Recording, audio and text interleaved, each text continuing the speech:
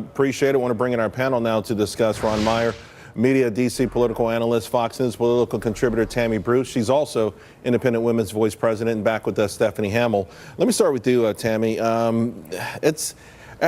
We see this massive influx of humanity. We're a very giving nation. We want to help everyone, but we also are a nation of law and order.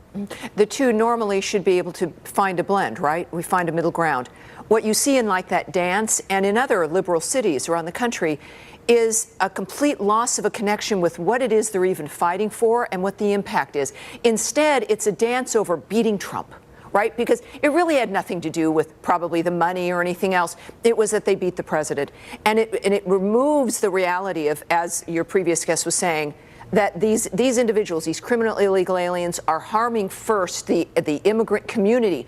These are people who you don't want in your community at all. And that any mayor or anyone running a city has got to be the height of their responsibility. And yet you saw that ridiculous display that belongs nowhere in any of this argument, because it does involve people's lives that have gone off the rails and others whose lives we should be protecting. Ron, your thoughts?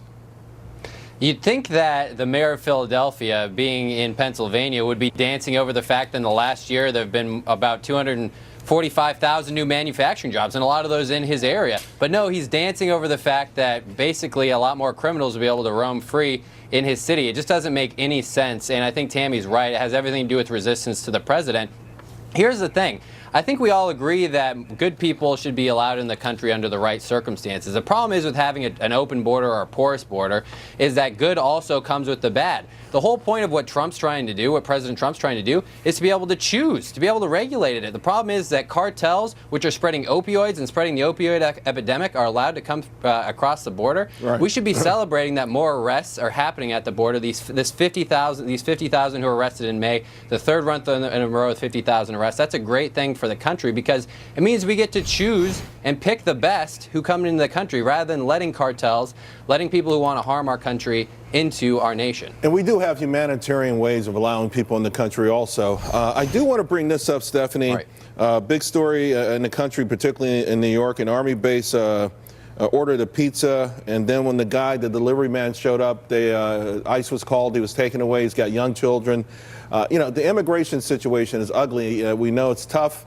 There's a lot of rumors that a bipartisan group of folks in Congress are ready to put together an amnesty bill against President Trump. I mean, how do you see this playing out as someone whose role it is to try to work with diversity on behalf of the president? Well, so, I mean, this is a complicated, very complicated situation. And as you mentioned, I was part of the President's Diversity Coalition.